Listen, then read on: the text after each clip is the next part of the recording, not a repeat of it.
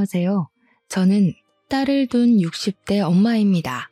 너무나도 끔찍한 일들을 겪고 이제 겨우 안정을 찾고 있는 상황이라 사연을 써보아요. 저는 반백년을 살면서 나름 무탈한 인생을 지내왔습니다. 그래서 말년까지도 쭉 그대로만 살다 가면 좋겠다고, 또 그럴 수 있을 거라고 믿어 의심치 않았어요. 참 사람 앞길 함부로 예측 못한다지만 하마터면 나이 먹고 큰 수렁에 빠져 살 뻔했지 뭡니까. 제가 지금 적어볼 이야기는 사랑하는 제 딸 얘기입니다. 제 딸 일이 곧 제 일이기도 해서 제가 저와 딸을 위해서 어떠한 사투를 벌여왔는지 들려드리겠습니다. 저는 결혼 생활 고작 10년 만에 남편을 사고로 일찍 잃고 딸과 둘이 지내왔습니다. 30여 년을 둘이서 의지하면서 잘 살아왔죠. 그 전에 남편이 있을 때는 여건이 여의치 않아도 살림 열심히 하고 알뜰하게 아끼고 살면서 우리 식구끼리 행복해보고자 노력이라도 할 수 있었는데, 남편이 죽고 나서는 제 안의 모든 의지가 팍 죽어버려 앞날이 막막하기도 했었습니다. 그럴 수밖에 없는 게 당시에는 젊은 여성들이 돈을 당연하게 버는 시대가 아니었거든요. 또 제가 글도 가나다라 쓰는 것 말고는 잘 못했고 공부도 한번 배워본 적 없어서 경제 활동을 하자니 자신이 너무 없었습니다. 그러나 딸만큼은 저처럼 공부 못해서 바보로 살면 안 되니까 무작정 있는 대로 일을 시작했어요. 남의 집 방바닥 닦아주고 밥 해주면서 어렵게 딸을 키웠습니다.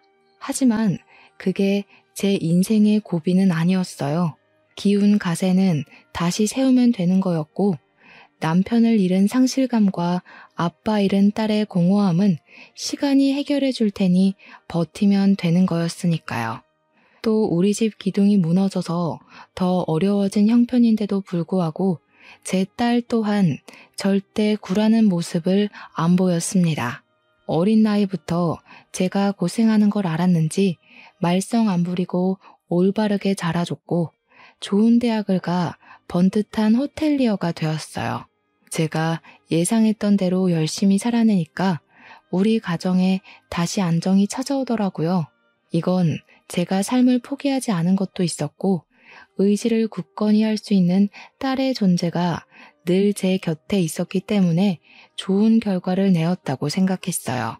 제가 딸한테도 그런 마인드를 가르쳐줘서 그런지 딸도 학교 다닐 때 성적을 잘 못 봤더라도 다음에 잘 보면 된다는 긍정적인 마음으로 더 공부를 하더라고요. 딸 또한 저 때문에 좋은 영향 많이 받았다고 직접 얘기를 해줍니다. 그때마다 지치지 않고 달려온 고생이 싹 다 풀리는 기분이었어요. 딸은 20살이 되자마자 저를 돕기 위해 아르바이트를 했었는데 그러지 말라고 해도 저 혼자 고생하는 걸 싫어하던 녀석이었기에 딸은 그저 돈 벌어서 보탬이 되는 걸 좋아했어요. 그래서 강력하게 말릴 수도 없었습니다. 웬만하면 제가 할 수 있는 선에서 끝까지 딸 뒷바라지 해주고 싶었거든요. 돈 신경 안 쓰고 편하게 공부만 했으면 좋겠는 게 제 마음이었는데 또 자식 입장에서는 부모만 고생하는 걸 두고 보기 힘들었나 봅니다. 이것만으로도 제 딸이 얼마나 기특한 아이인지 느껴지시죠? 그래도 딸 덕분에 제가 굳은 일을 좀 줄일 수는 있어서 마음이 편했습니다. 그때부터 우리 가정은 남들과 비슷한 모양새를 갖춰갔어요. 그리고 우리 딸은 남편을 닮아서 미모가 좀 출중한 편이었는데요. 유난이라고 생각할지 모르겠으나 예쁜 우리 딸한테 이상한 놈들이 들러붙지 않을까 엄마로서 걱정이 좀 되더라고요. 대학교 가는 것도 노심초사했는데 직장 생활을 시작했을 때는 여간 불안한 게 아니었어요. TV에 보면 나쁜 마음 먹은 총각들이 많더라고요. 아마 딸 가진 부모라면 딸의 짝이 될 남자가 무척 걱정되고 불안할 거라고 생각합니다. 그렇다고 딸 귀찮게 티를 내진 않았고 그저 사람 조심하라는 말만 한 번씩 던져줬어요. 정도를 지키면서 한다는 게 저도 좀 잔소리를 했던 건지 딸이 저더러 걱정도사라고 하더군요. 너무 장걱정이 많다고 제발 마음을 편하게 먹으라는데 딸이 그렇게 지적을 해줄 때면 저도 아차 싶어서 주춤거리게 돼요. 어쨌든 우리 딸 똑똑하니까 알아서 잘할 거라고 믿는 수밖에 없었어요. 실제로 제 딸이 어디 가서 사고치는 타입도 아니었으니 말이죠. 그런데 아무리 야무져도 20대 딸이 사랑 앞에선 풋내기일 수밖에 없다는 걸 망각했어요. 나이를 다 먹고도 실수를 하는 게 사랑인데 어린 청춘이 알아봤자 뭘 얼마나 알고 남자를 가려 만나겠습니까? 아니나 다를까 딸은 취업하자마자 남자를 사귀더니 1년 만에 결혼을 하겠다고 제게 그 남자를 소개해줬어요. 듣자 하니 남자는 승무원을 하는 사람이었는데 딸이 일하는 호텔에 자주 묵는다고 합니다. 오가다가 마주하면서 얼굴도 익히고 대화도 조금씩 늘게 되고 그렇게 마음이 맞아서 만나게 된 것 같았어요. 남자가 먼저 대시를 해서 시작된 관계라고 하더라고요. 근데 겨우 1년 사귀어 놓고 결혼하고 싶다고 고백한 게 제 마음을 불편하게 만들었습니다. 우리 딸 나이는 26살이었고 남자의 나이는 32살이었어요. 저는 우리 딸이 나이 30살 넘으면 결혼시키고 싶었거든요. 제가 젊었을 때야 26살이면 홍기가 꽉 찼다고 하지 요즘 세상에 26살 아가씨들이 어디 결혼에 쫓기는 입장입니까? 그러나 저는 별 말을 할 수 없었어요. 남자를 소개하는 딸의 표정이 너무 행복해 보였거든요. 어머님, 걱정 많이 하시는 것 같아서 말씀드리는데 저 정말 괜찮은 놈입니다. 여태 일해서 모은 돈도 좀 있고 절대 주연이 힘들게 안 할 자신 있어요. 허락해 주세요. 아이고, 누가 들으면 오해하겠네. 둘이 이렇게 예쁘게 만나고 있는데 내가 어떻게 반대를 하니? 지금만 봐도 자네가 우리 딸을 얼마나 행복하게 해주고 있는지 느껴져. 그러니 그런 부탁은 할 필요가 없다니까 그러네. 결혼을 빨리 하든 늦게 하든 딸이 행복하면 그만이라는 마음이 곧 들었습니다. 딸의 행복을 방해하고 싶지 않았어요. 그저 딸이 제 곁에서 힘든 시간을 꿋꿋하게 버텨줬기 때문에 어른이 된 딸까지 제가 통제권을 주고 흔들고 싶지 않았어요. 그래서 허락했습니다. 그렇게 딸의 남자는 저의 사위가 되었습니다. 한부모 가정인 우리 딸을 혹시 시가에서 안 좋은 시선으로 보면 어쩌나 걱정했는데 사부인도 저처럼 바깥 양반을 일찍 여의고 혼자 지내고 있었던지라 우리의 사정을 잘 이해해 줬습니다. 그 사실만으로 딸의 결혼이 안심이 되었어요. 비슷한 가정 환경의 집안과 연을 맺는 거니까 저의 딸이 상처받을 일이 적을 거라고 생각했기 때문입니다. 딸과 사위는 서로 마음이 참 예쁜 한 쌍이었는데요. 결혼한 뒤에 서로 이 집에 살아야 되네, 저 집에 살아야 되네 의논하면서 마음 좋은 소리를 하더라고요. 그러나 저도 사부인도 애들이 분가하길 원해서 합가를 일찍부터 거절했습니다. 사위랑 딸은 저랑 사부인이 혼자 집에서 지내는 걸 걱정했지만 외롭다고 자녀들의 발목을 붙잡을 수는 없는 법이거든요. 그건 사부인도 생각이 똑같았던 건지 그저 둘이서 잘만 지내달라고 해줬습니다. 그래도 제 딸은 제가 혼자가 되는 게 영 마음에 걸렸나 보더라고요. 그렇게 느낄만도 할 것 같아요. 둘이서 의지하며 살아온 세월이 짧진 않았으니까요. 하지만 그건 그거고 딸의 인생을 언제까지 제가 붙들고 있겠습니까? 정말 괜찮아서 딸한테 신경 쓰지 말라고 했지만 딸은 기어코 제게 어떤 걸 제안하고 말았어요. 엄마, 한글 공부하고 싶어 했잖아. 내가 학원 끊어줄 테니까 다녀. 나 없다고 집에서만 있을 생각 말고. 나 다니면서 운동 삼아 좀 걷기도 하고. 알겠지? 아유, 학원은 무슨 학원. 남사스럽게 다 늙은 사람이 공부해서 어디다 쓰겠어. 너 힘들게 버는 돈인데 괜한 곳에 쓸 생각 말고 적금이라도 하나 더 넣을 생각을 해. 엄마는 엄마가 알아서 잘한다니까. 내가 엄마를 모를까 봐? 엄마 나 엄청 좋아하잖아.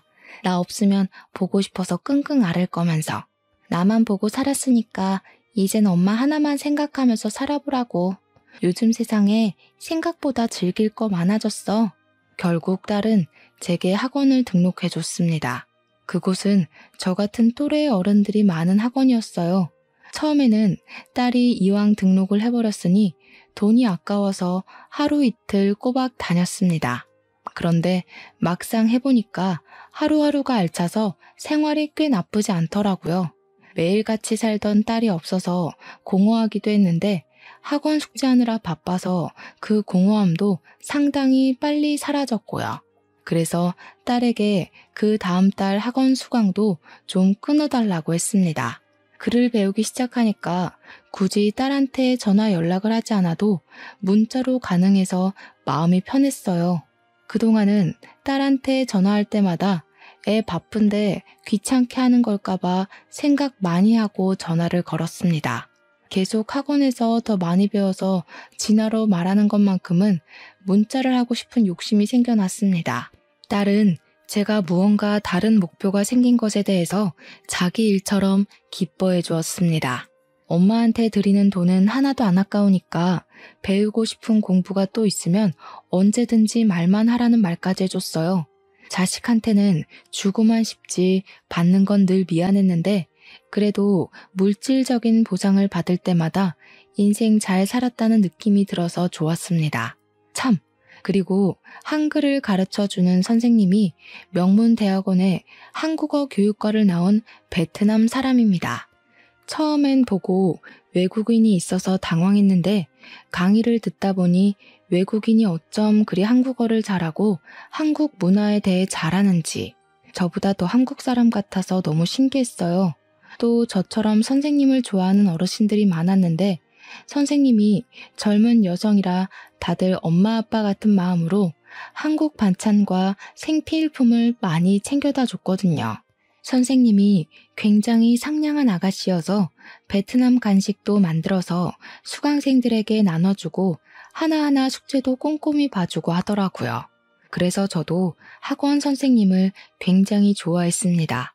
타국에서 왔다고 해도 선생님과 제 딸의 연령대가 비슷하다 보니까 외국인이 아닌 딸 같은 마음이 들더라고요. 저는 이 딸 저 딸 챙기느라 바빴음에도 외롭지 않은 삶을 보낼 수 있어서 좋았습니다. 이제 나도 죽을 때가 다 되었구나 라는 생각이 아닌 제2의 인생을 맞은 기분이었어요. 제 인생에서 말년이 가장 행복하고 편하다는 생각이 들었을 만큼 혼자인데도 무난하게 잘 살았습니다. 그럼 무탈한 세월이 한 1년 반 정도가 더 지났을 겁니다. 어느 날 우리 딸한테서 전화가 왔는데요. 다름 아닌 임신 소식인 거 아니겠습니까? 너무 기쁜 소식이었고 또 새로운 인생을 만끽한 기분이었어요. 그래서 그날은 학원을 빼고 딸을 만나러 갔습니다. 사위랑 같이 저녁까지 먹으려고 했는데 혼자 있을 사부인이 생각나서 사부인도 불렀어요. 오랜만에 뭉친 저희는 사위 차를 타고 식당에 가서 외식을 했습니다. 보통 사돈끼리는 결혼식하고 나면 만날 일도 없다는데 저는 저와 같은 사정을 갖고 있는 사부인이 너무 마음에 걸리더라고요. 그래서 사부인에게 더 다가갔고 이것저것 해보라고 취미도 추천해주고 주변에 공방이나 공부하는 곳 있으면 다녀보라고 오지랖을 부리기도 했습니다. 저도 딸이 시켜줘서 글 공부를 하고 있는데 그제야 제 이름 석자를 가지고 사는 기분이더라고요. 사부인도 자식 때문에 용쓰고만 살았을 텐데 지금부터라도 스스로한테 투자를 해봐요. 아유, 무슨요. 그런 것도 해볼 줄 아는 사람들이나 하는 거지. 저는 영 마음이 불편해서 못할 것 같아요. 노후에는 홀로 마음껏 쉬면서 빈둥거리고도 싶네요. 그때마다 사부인은 낯을 많이 가려서 그저 혼자 집에서 영화 보고 TV 보는 게 편하다고 제 말에 호호 웃기만 했습니다. 뭐 그럴 수도 있다고 생각했어요. 이건 성격 차이니까요. 어쨌든 우리 딸의 임신은 모든 식구에게 축복이었습니다. 딸이 출산을 하고 나면 더할 나위 없이 행복하게 살자고 그렇게 약속하면서 좋은 시간을 마무리했어요. 그리고 늦은 시간이라 사위가 사부인 먼저 데려다주고 저까지 집에 태워주었습니다. 사위랑 딸은 앞좌석에 앉아 있었고 저는 나중에 내려야 돼서 뒷좌석에 있었어요. 아무 생각 없이 창밖만 구경하고 있었는데요. 은연중에 고개를 돌렸다가 앞좌석 수납 공간을 보게 되었거든요. 거기에 웬 책자가 꽂혀 있더라고요. 그냥 그렇구나 하고 눈길도 뗄 수 있는 건데 어떠한 문구 때문에 눈을 떼지 못했어요. 별 생각 없이 본 것이었는데 보육원이라는 문구가 제 머리를 뒤죽박죽 흔들어 놓더라고요. 보육원? 사위한테 보육원 책자가 왜 필요한 건지 이해가 안 갔습니다. 한번 꺼내서 표지를 자세히 봤는데 지나가다 우연히 받았나 하는 생각조차 할 수 없는 장소였어요. 위치가 제주도더라고요. 우리가 사는 곳은 서울인데 책자를 그냥 받았다고 해도 금방 지역이어야 되는 거 아닙니까? 이해가 안 돼서 표지만 뚫어져라 보고 있었는데 어느새 집에 도달해버려서 저도 모르게 그 책자를 가방에 넣었어요. 어쩌지 못해서 저지른 행동이었습니다. 서둘러 딸과 사위에게 조심히 가라고 인사한 뒤 집에 들어와 보육원 책자를 다시 펴봤어요. 가장 뒤편에는 명함 하나가 꽂혀 있었는데 그 보육원 원장의 연락처인 듯 했습니다. 보통 책자를 홍보하더라도 길거리에서 명함까지 주지는 않잖아요. 직접 이 보육원에 찾아간 거면 몰라. 다른 사람이 사위 차에 탔다가 이걸 두고 내린 건가라는 생각도 했어요. 제 선에서 최대한 이해할 수 있는 생각이 그것이었으니까요. 그런데도 희한하게 마음속에 박힌 찝찝함이 해결되지 않더라고요. 자꾸만 아까 봤던 명함 연락처로 전화하고 싶은 욕구가 가슴속에서 꾸물거렸습니다. 그래서 충동적으로 저질러 버렸어요. 다 늦은 밤에 그 보육원으로 전화를 해봤죠. 시간이 밤 10시 정도 되었던 걸로 기억합니다. 보통 보육원은 선생님들이 24시간 교대로 붙어 있으니 전화를 안 받진 않을 거라 생각했어요. 역시나 상대 쪽에서 전화를 받더라고요. 신호음이 끊기자 순간 뭐라고 말해야 할지 머릿속이 새하얘져 버려서 저는 순간 사위 이름을 얘기해버렸습니다. 저 송태웅 씨 말 전에 듣고 전화합니다. 여기로 전화해보면 된다길래. 아람이 아버님이요? 아직 아람이 만나는 날 아닌데 어떤 일로 연락하셨어요? 아람이도 지금은 잘 준비 들어가서 아마 전화 못 받을 거예요. 급한 일이면 아람이 깨워서 바꿔드릴까요? 처음 듣는 이름에 그렇잖아도 당황스러워 어렵게 입을 떼던 입술이 더 무거워져 버렸습니다. 보육원 선생님 말을 듣자니 아람이란 그 이름은 아이의 것인 듯 했어요. 그때 제가 대답을 안 하자 수화기 너머로 여보세요? 하는 소리가 넘어왔어요. 더 시간 끌면 이상하게 생각할 것 같아서 일단 나중에 다시 연락 주겠다고 했고 내가 연락한 걸 절대 아이 아빠한테 알리지 말아달라고 한 뒤 끊어버렸습니다. 전화를 끊자마자 머릿속에서 혼란의 쓰나미가 덮쳐오는 기분이었어요. 분명 보육원 선생님은 제 사위 이름을 듣고 누군가의 아버님이라 불렀습니다. 아직 제 딸 뱃속에 있는 손주는 태어나지도 않았는데 어떻게 제 사위가 누군가의 아버님이 될 수 있는 거죠? 이게 사실이라면 제 사위가 두 집 살림을 하고 있다는 소리밖에 안 되잖아요. 너무 엄청난 사실을 저 혼자 알아버린 것 같아서 대체 이게 어떻게 된 건지 무슨 일인 건지 빠릿빠릿하게 눈치챌 수가 없었습니다. 다만 분명히 의심할 만한 상황이라고는 생각했어요. 전화했을 때 보육원 선생님이 우리 사위가 아직 그 아이를 만날 날이 아닌데 왜 전화했냐고 물었잖아요.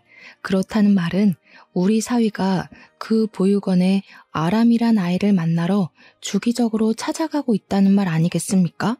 한편으로는 혹시 후원을 하는 아이인가? 그런 생각도 했어요.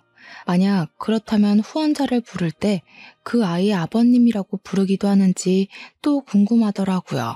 이 부분은 제가 뭘 아는 게 없어서 좀 답답했습니다. 제가 당장 물어볼 수 있는 사람은 딸뿐이었는데 임신을 하고 있는 딸에게는 안정 때문이라도 더더욱 알릴 수가 없었어요. 사실인지 아닌지도 모를 말 때문에 사위와 딸이 다투게 된다면 그것 또한 걷잡을 수 없는 스트레스가 될 거 아닙니까? 저는 그날 밤새 고심하다가 학원 갔을 때 수업 마치고 선생님께 따로 물어봤습니다. 선생님 말로는 아주 어린아이의 경우 후원자가 생기면 간혹 아버지, 어머니라고 불러주기도 한다고 했어요. 그 소리를 듣는데 얼마나 안심이 되었는지 모릅니다. 괜히 말도 안 되는 걸로 사위를 의심할 뻔했어요. 오히려 사위가 좋은 일을 하고 있었는데 왜 이런 걸 우리한테 안 밝히고 몰래 선행하고 있었는지 좀 서운하기도 했습니다. 어쨌든 저는 그날 이후 마음 놓고 우리 딸의 출산일만 기다렸어요. 그렇게 방심을 해버린 사이 저는 딸 출산 후 2개월 뒤에야 믿을 수 없는 사실을 직면하게 되었습니다. 제주도 출장 때문에 집을 비우게 된 사위 때문에 제가 딸 집에 가서 이틀 밤을 자기로 했었어요. 겨우 이틀 밤 자는 건데도 딸 생각하는 엄마 마음이 다 그렇듯 가는 김에 딸에게 이것저것 해주고 싶어서 저는 짐을 바리바리 싸들고 딸 집을 갔습니다. 그때 딸이랑 저녁을 먹으면서 딸한테 어떤 얘기를 들었는데요. 남편이 며칠 전부터 제주도 가서 사는 건 어떠냐고 물어보네. 갑자기 웬 제주도냐니까 어머님도 제주도 이사 가려고 준비 중이라더라고. 딸은 제 의견을 듣고 결정할 생각이었는지 저보고도 제주도에 같이 가서 살지 않겠냐고 물었습니다. 저는 그 소리를 듣자마자 제주도란 단어에만 꽂혔어요. 문득 제주도 보육원에 그 아이가 떠올랐습니다. 설마 제주도 보육원에 있는 아람이란 아이 때문인가 싶은 직감이 드는 겁니다. 저는 그제야 딸에게 제주도 보육원에 대해 물어보았어요. 먼 타지로 후원을 하는 거라면 사부인이나 저는 몰라도 마누라인 딸은 알고 있을 거라고 생각했거든요. 혹시 송서방이 제주도에 대해서 다른 말은 한 적 없어? 제주도에 보육원 봉사를 다닌다든지 후원을 한다든지. 당황스럽게도 딸도 사위가 후원이나 보육원 방문하는 걸 들어본 적 없다고 했습니다. 그 말을 듣자 저는 한동안 묵혀두었던 불안감이 다시 기어 올라오는 기분이었습니다. 심지어 딸은 사위랑 연애를 할 때도 보육원 얘기하는 건 못 들어봤다고 했어요. 적어도 부부끼리는 후원 사실을 알렸을 줄 알았는데 딸까지 모르게 숨기고 있었다면 아무래도 후원은 아닌 듯 했습니다. 확실히 이상했죠. 그리고 저는 다시 지난날 기억을 떠올렸어요. 아람이 아버지라고 했던 보육원 선생님 말이 계속 머릿속에 맴돌았습니다. 이렇게 된 이상 이걸 알아볼 수 있는 방법은 제가 직접 보육원을 찾아가는 것밖엔 없다고 생각했어요. 저는 결국 다음날 딸에게 학원 가는 척하며 집을 나섰고 제주도 비행기를 탔습니다. 바로 그 보육원을 찾아갔어요. 갔더니 외부인이라도 친절하게 맞이해 주더라고요. 저는 그곳에서 제 사위 이름을 댔고 지난번에 아람이 때문에 전화했던 사람이라고 소개했습니다. 그제야 거기 선생님들이 저를 아는 채 해주었어요. 아람이랑 어떤 관계냐고 묻는 선생님들 말에 저는 내가 누군지, 내 사정이 어떤지, 사위랑 무슨 관계인지 먼저 밝힌 뒤 아람이에 대해 물었습니다. 그러니 선생님들이 갑자기 말해주길 꺼려하더라고요. 저를 이상한 사람 보듯 서로서로 눈치를 보기도 했습니다. 안 그래도 아람이 아버님 곧 오실 거예요. 물어보시는 것들은 저희 입장에서 아람이 아버님 허락 없이 함부로 대답해 드릴 수 없을 것 같아서 직접 물어보시는 게 좋을 것 같네요. 아니요. 제 상황 들으셨으니까 사위놈이 뭘 숨기고 있는지 아실 거 아닙니까? 그놈 내 사위라고요. 나도 모르는 손주가 있다는 건 말이 안 되잖아요. 좀 도와주세요. 이게 어쩌면 아람이를 위한 길일 수도 있다고요. 제가 사정하면서 조르자 선생님들은 결국 백기를 들었고 제게 사위에 대해 알고 있는 걸 얘기해주기 시작했습니다. 일단 아람이란 아이는 사위의 아들이 맞다고 했어요. 아람이는 우리 딸이랑 결혼하기 전부터 이 보육원에 맡겨진 아이였고 아람이 엄마 되는 사람은 외국인인데 애 낳다가 과다출혈로 사망했다고 했어요. 아람이 엄마랑 사위는 직업이 똑같아서 오다 가다 잘 마주쳤던 사이였는데 그게 인연으로 발전되어 애까지 생긴 것 같더라고요. 사위는 엄마 잃은 아들을 혼자서 내버려 두기가 좀 그래서 그 애를 데리고 한국으로 들어와 보육원에 맡겼다고 합니다. 웬 듣도 보도 못했던 사정이라 저는 충격에 한동안 자리에서 일어나지 못했습니다. 근데 제가 여기서 의문을 느꼈던 부분이 또 하나 있었는데요. 선생님들이 해주는 얘기를 들으면 들을수록 어디서 많이 들어본 스토리 같다는 것이었어요. 그 생각은 머지않아 해결이 되었습니다. 우리 사위랑 직업이 똑같았다. 오다 가다 많이 마주친 인연 때문에 사귀었다. 외국인과 한국인의 커플? 그 사이에서 아들을 가졌었다. 이 사실은 전부 다 제가 다니고 있는 학원 선생님의 스토리와 흡사했어요. 얘기를 듣는 도중에도 얘기가 끝난 후에도 왜 학원 선생님이 자꾸 생각나는 건지 몰랐어요. 일단 저는 사위가 곧 온다는 말에 황급히 자리를 떠야 했습니다. 역시나 선생님들께는 비밀 보장을 부탁했고 보육원 근처에 숨어 있었어요. 그리곤 제발 아니길 바랬던 우리 사위를 목격해버렸죠. 사위가 보육원으로 들어가자 남자아이로 보이는 꼬마애가 뛰어와서 사위를 덥석 안아주는데 분명 아빠 그렇게 말하는 걸 들었습니다. 그 장면을 휴대폰으로 찍으면서도 어이가 없었어요. 근데 더 어처구니가 없었던 건 한 타임 늦게 나타난 사부인의 존재 때문이었습니다. 그러니까 이건 지금 사위가 몰래 애 갖고 있다는 걸 사부인도 다 안다는 소리가 되어 우리는 같은 아픔을 가진 식구인 줄 알았는데 감히 나랑 딸한테 사기를 치고 결혼을 진행하다니 너무 화가 났습니다. 저는 확실한 장면만 휴대폰에 담고서 더 보지도 못하고 바로 서울로 날아갔어요. 그리곤 혼자 있는 딸 집에 가서 얼른 딸한테 짐 챙기라고 일렀습니다. 영문을 모르던 딸은 계속 저한테 왜 그러냐고 붙이면서 짐도 안 싸고 손 놓고 있길래 결국 그 자리에서 다 말해주었습니다. 송서방한테 애가 있대. 사부인도 다 알고 있었더라. 어떻게 우릴 감쪽같이 속일 수 있다니? 애 엄마 되는 사람도 멀쩡히 살아있던데 기가 차서 정말. 무슨 말도 안 되는 소리라고 있어. 뭘 잘못 알았겠지. 엄마 학원 다녀온 거 아니었어?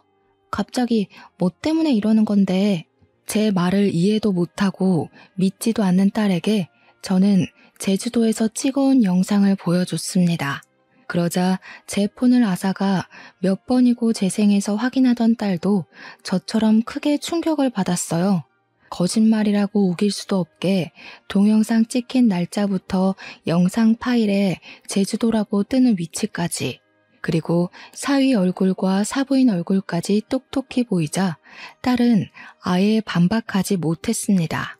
그렇게 저는 딸을 데리고 집으로 돌아오게 되었고 바로 학원 선생님에게 전화를 했어요.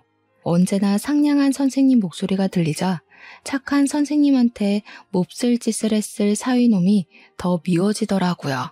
저는 선생님에게 사위 이름을 대면서 아들을 낳았다고 했는데 혹시 애아빠 이름이 송태웅 맞냐고 물었습니다. 그러자 선생님이 깜짝 놀라면서 어떻게 알았냐고 하더라고요. 제 예측이 맞아서 정말 기가 차고 마음이 아팠지만 저는 차근차근 설명을 해주었어요. 선생님은 끝내 울음을 터뜨리고 말았습니다. 그 새끼가 자기 앞날에 우리 아기 존재가 방해된다고 훔쳐갔어요. 제가 그 새끼 조지려고 한국에 들어온 거거든요. 근데 도무지 찾을 수가 없어서 세월만 보내고 있었어요. 울면서 제게 하소연하던 선생님은 울음을 진정하자마자 분노를 표하면서 당장 우리 사위를 만나고 싶어 했습니다. 그러나 사위를 만나기 전에 태어나서 한 번도 안아보지 못했던 아들 먼저 만나고 싶다 했어요.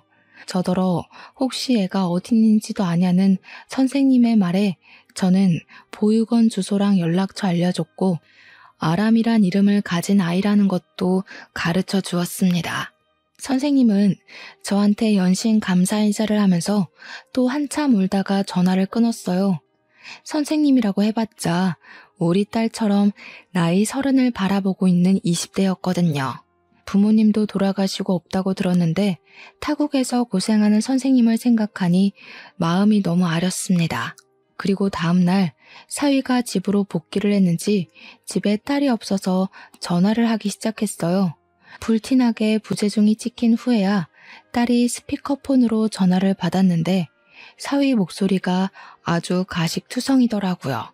그것에 더 성질난 딸이 하루 동안 사위에게 하고 싶던 말을 참았던 걸 모조리 쏟아냈습니다. 도저히 이해가 안 돼서 그러거든? 어떻게 애가 있으면서 그걸 숨길 수가 있어? 어떻게 멀쩡히 살아있는 마누라까지 죽었다고 뻥치고 애까지 보육원에 버려? 나한테 제주도 가자고 한 것도 그 애 때문이지? 내가 몰랐으면 끝까지 숨기려고 했어? 심지어 어머님까지 한패라며? 여보, 뜬금없이 무슨 소리야? 앞뒤 설명도 안 하고 갑자기 뭐? 애라니. 내가 무슨 애가 있어. 말이 되는 소리래. 그럼 그 동영상은 어떻게 설명할 건데? 당신한테 방금 날린 동영상 있지? 전화 끊고 그거 본 뒤에 변명 제대로 생각해서 다시 연락해. 딸은 그대로 사위 전화를 끊어버렸습니다. 딸이 제 폰에 있는 동영상을 받아 가서 통화 도중에 사위한테 보냈어요. 아무래도 전화가 바로 안 오는 거 보니까 사위가 딸 말대로 제대로 된 변명이라도 생각해서 연락할 모양인 듯 했습니다. 그리곤 시간이 꽤 흘러도 사위한테서 다시 연락이 오질 않았어요. 변명조차 안 하는 사위에게 더 화가 난 딸은 사위에게 더 이상 기회를 주지 않고 문자로 이혼을 통보해버렸습니다. 그런데 사위가 의외의 방안을 생각해냈더라고요. 그 사실을 바로 사부인한테 얘기했던 건지 사부인이랑 같이 우리 집을 찾아온 거 아니겠습니까? 사부인, 이것 좀 보세요. 우리 아들 이혼한 적 없고 사부인이 보셨다는 애도 호적에 없어요. 그런데 이혼이라니요. 적어도 저희한테 물어보고 확인한 뒤에 결정하셔야죠. 말도 안 되는 사실 가지고 어떻게 멀쩡한 애들 사이를 갈라놔요? 지금 종이 쪼가리 가지고 변명하는 거예요? 그렇다고 제가 본 애가 사위애 아닌 건 아니잖아요. 사위애가 아니라는 걸 증명하려면 가족관계 증명서가 아니라 유전자 검사 결과를 들고 왔어야죠. 사위애가 맞으니까 그 애한테 양육비도 주고 있는 거 아니에요? 도대체 우릴 얼마나 호구로 볼 생각이에요? 그래요. 내 아들애 맞아요. 양육비 주는 게 걸려서 그래요? 그까짓 거 안 주면 그만이에요. 우리 아들이 착해서 그래도 지 씨로 태어난 자식이라고 책임지려고 했던 거라고요.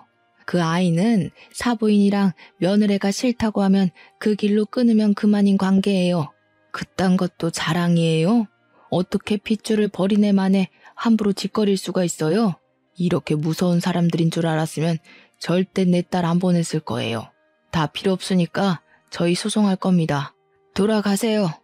고소할 거란 말에 사부인은 저희에게 애원하던 걸 관뒀고 바로 얼굴색이 돌변해버렸습니다. 상견례 때 봤던 내내 하던 착한 얼굴은 다 사라지고 표독스럽기 그지없는 분위기로 바뀌었어요. 부모나 자식이나 참 매정하네. 부모 없는 애가 불쌍하지도 않아요? 두 사람 말대로라면 우리 아들이 그 애를 갖다 버려야 된다는 건데 그게 도리에 맞는 행동이라는 겁니까? 고상한 척은 다 하더니 진짜 몰상식한 건 당신들이네. 어디다 비교해요. 책임질 짓을 했으면 당연히 책임져야지. 그게 뭐 대단한 일이라고 땅떵거리는 겁니까? 아무데나 싸지르고 애 만든 걸로 모자라 멀쩡히 살아있는 부인까지 죽었다 뻥치지 않았어요? 불쌍한 애를 엄마도 못 만나게 보육원에 숨겨두는 게 더 몰상식한 거 아닌가요? 애 엄마라니? 이건 또 무슨 소리래? 애 엄마 죽었거든요? 지금 보니까 사부인이 말 지어냈는데 선수시구나. 애엄마가 살아있었으면 내가 우리 아들을 왜 장가 보냅니까? 그 애랑 엄마랑 결혼시켰지. 왠지 사부인이 애엄마 죽었다고 우길 것 같았습니다. 그래서 제가 선생님을 이리로 불렀어요. 그날 선생님은 비행기 편이 결항되어 제주도로 가지 못했고 사부인과 사위가 우리 집을 들이닥쳤을 때 제가 몰래 연락을 넣었어요. 선생님은 그렇게 찾고 싶던 애 아빠를 보러 우리 집으로 날아오다시피 찾아왔습니다. 때마침 사부인이 애 엄마를 부정하고 있던 참이었는데 타이밍 좋게 선생님이 등장했어요. 열린 현관문으로 선생님이 들어서자 인기척에 돌아본 사위가 먼저 선생님을 발견했고 선생님을 보자마자 사색된 얼굴로 굳어버렸습니다. 그 전까지만 해도 사위는 사부인 뒤에만 숨어서 당당하게 어깨 펴고 있었는데 선생님과 마주하게 되니 그 기세가 한순간에 무장해제되고 말았어요. 선생님은 사위 얼굴을 보자마자 그간 당했던 서름이 폭발했는지 사정없이 사위의 기싸대기를 날려버렸어요. 이 쓰레기 새끼야. 감히 내 아들을 데리고 도망을 쳐? 여태 숨느라 고생 많았겠다. 내가 죽었다고 소문내고 다녔다면서? 날 버리고 싶었으면 그냥 조용히 떠날 것이지. 왜 내 아들까지 데려가? 선생님이 악을 지르자 놀란 사부인은 당황한 기색을 지우고 뒤늦게 선생님에게 대항했습니다. 선생님을 엄청나게 싫어했었는지 바로 막말을 퍼붓더군요. 이 천박한 게 누굴 손대? 그러게 애를 낳긴 왜 낳아? 돈 줄 테니까 지우라고 했지. 네가 어른 말을 귓등으로 쳐들으니까 이사달이 난 거 아니야. 내가 너 이럴 줄 알았다. 우리 아들 앞길 막을 줄 알았어. 너처럼 싼 년이 우리 아들을 넘본 것부터가 주제 넘는다고 생각했는데 기어코 사고를 쳐? 사부인은 기본적으로 선생님이 외국인이라 무시하고 있었습니다. 듣자 하니 사위랑 선생님 사이에서 애가 태어난 후 사위가 당황해서 사부인한테 말을 한 것 같더라고요. 그래서 사부인은 자기 아들이 외국인이랑 사고친 걸 몰래 해결해준다고 사위한테 애 훔쳐라, 애 버려라, 애는 한국 보육원에 숨겨라 등등 이 파렴치한 짓을 시켰던 거였어요. 사부인은 우리한테 화가 난 감정을 외국인 하대하듯 선생님에게 풀었습니다. 선생님을 마구마구 패면서 자꾸 선생님 때문에 사위 앞길 망했다고 원망을 해댔어요. 더 이상 그 모습을 볼 수 없었던 저는 급히 주변에 있는 걸 주워들었고 바로 사부인에게 던져버렸습니다. 마침 제가 던진 게 우리 손주 똥기저귀 갈아놓은 거였더라고요. 기저귀가 날아가는 힘에 못 이겨 풀어졌는데 그 때문에 사부인 머리통에 노란 똥이 덕지덕지 묻었습니다. 냄새로 이물질의 정체를 눈치챈 사부인이 악 비명을 지르며 꼼짝도 못하고 서 있었어요. 그러자 사위가 안절부절 못하면서 이게 뭐 하는 짓이냐고 저한테 성질을 내는 겁니다. 아무리 경우가 없어도 그렇지. 어떻게 사돈되는 사람을 이런 식으로 대하세요? 당장 저희 엄마한테 사과하세요. 무슨 이유가 있든 폭력은 정당화 안 된다고요. 장모님이 이러신 것도 폭력이에요. 사과 안 하시면 저 이거 그냥 못 넘어갑니다. 못 넘어가면? 법으로 따져보자고? 나야 좋지. 나 지금 사기 결혼 당한 건데 당신이 이 똥기저귀 가지고 고소하면 당신이랑 당신 엄마가 사기친 것도 다 불어야 되는 거 알지? 자백할 각오 됐으면 어디 한번 고소해봐. 여보, 알았어. 진정해. 내가 잘못했어. 근데 나 진짜 당신이랑 이혼하고 싶지 않아. 저 여자 사랑한 적 없고 애도 끝까지 책임질 생각 없었어. 당신은 저 여자랑 다르단 말이야. 나 당신한테는 다 진심이었다고. 당신을 믿고 안 믿고는 내 몫이거든? 근데 이미 당신이랑 당신 엄마가 어떤 사람인지 알아버렸는데 어쩌냐? 나 지금 당신 얼굴 마주보고 있기만 해도 치가 떨려. 나더러 앞으로 범죄자를 데리고 살라고? 우리 애 아빠 할머니 될 사람으로 범죄자를 두라고? 그럴 바엔 버리는 게 낫다고 보는데? 사위는 이혼하자는 딸의 말에 똥줄이 탔는지 답답해했습니다. 대체 자기가 답답할 게 뭐 있는지 모르겠네요. 자기 분에 못 이긴 사위가 딸을 붙잡으려고 하자 그건 또 지켜볼 수 없던 저는 쓰레기통에 있는 똥기저귀를 들고 사위 앞에 가서 휘저었어요. 사위가 놀라서 황급히 뒷걸음질 치더라고요. 네 자식 똥인데도 더럽냐? 그러니까 자네가 그 정도밖에 안 되는 거야. 자넨 아빠들 자격이 없어. 결혼을 100번 1000번 해봐라. 너 같은 놈은 여시 같은 엄마 치마폭에서 나오질 말아야 돼. 괜히 다른 집 귀한 딸내미 고생시키지 말고 네 엄마 뒤치다거리나 하고 살아. 이 이상 그들과 말을 섞어봤자 같은 말만 반복될 거라고 생각했어요. 그래서 저는 그 둘을 집에서 쫓아내고자 양손에 똥기저귀 들고서 두 사람을 몰아냈습니다. 문 밖으로 나설 때까지 겁을 주었고 맨발로 뛰쳐나가길래 두 사람의 신발을 발로 차서 바깥에 보내버렸어요. 그리곤 주저앉아 울고 있는 선생님을 달래주었습니다. 용감하게 이혼 통보를 했지만 사실은 크게 상심한 딸도 제가 나서서 위로를 해주었네요. 이 젊은 청춘들이 무슨 잘못이 있겠습니까? 그저 열심히 살았을 뿐인데 못난 놈을 만난 탓에 의도치 않게 삐긋했을 뿐인걸요. 이제 못난 놈이 사라졌으니 우리 딸도 선생님도 험난한 비포장도로 길을 벗어났을 거예요. 그날 저는 선생님더러 우리 집에 자고 가라고 했습니다. 혹시나 사부인과 사위가 괜한 안갚음을 갖고 선생님한테 해코지하면 큰일이잖아요. 선생님은 괜찮다면서 민폐를 끼칠 순 없다고 했지만 저희 딸도 선생님을 붙잡는 바람에 결국 자고 가게 되었죠.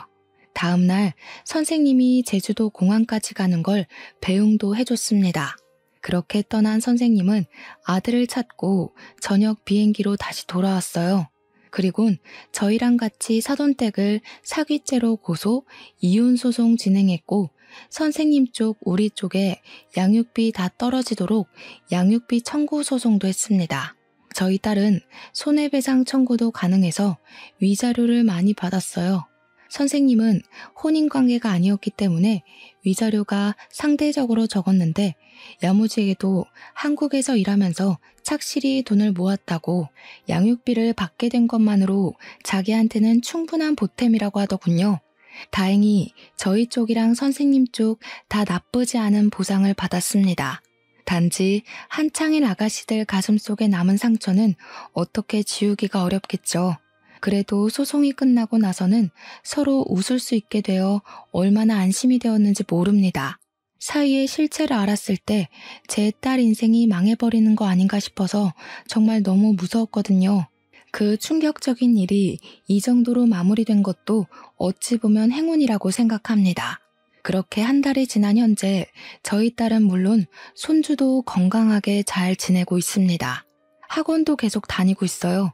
그리고 아이랑 같이 살게 된 선생님은 제게 너무 고맙다면서 학원 수강을 무료로 듣게 해줘요. 괜찮다고 한사코 말리며 돈을 내려고 해도 선생님은 자기 인생을 구해준 은인에게 감히 돈을 받을 수 없다고 단호하게 말을 하더라고요. 어른 생각하는 마음은 어쩜 우리 딸과 비슷한지 모릅니다. 덕분에 저는 제 딸을 챙기는 것처럼 똑같이 선생님을 챙겨주고 있어요. 명절 때도 혹시 갈 데 없으면 우리 집 오라고 해줬습니다. 그랬더니 고맙게도 정말 우리 집을 찾아와 주더라고요. 선생님이 저를 친정엄마 생각하듯 명절마다 자기 아들을 데리고 오는데 늘 감사하다는 말을 입에 달고 살아요. 감사는 제가 더 감사했죠. 선생님 식구 덕분에 저 또한 명절에 북적거리며 지낼 수 있어서 얼마나 즐거운데요. 저희 딸도 다행히 선생님과 자매처럼 잘 지내고 있습니다. 한때 선생님은 승무원이었고 딸은 호텔리언이 직종도 비슷했거든요.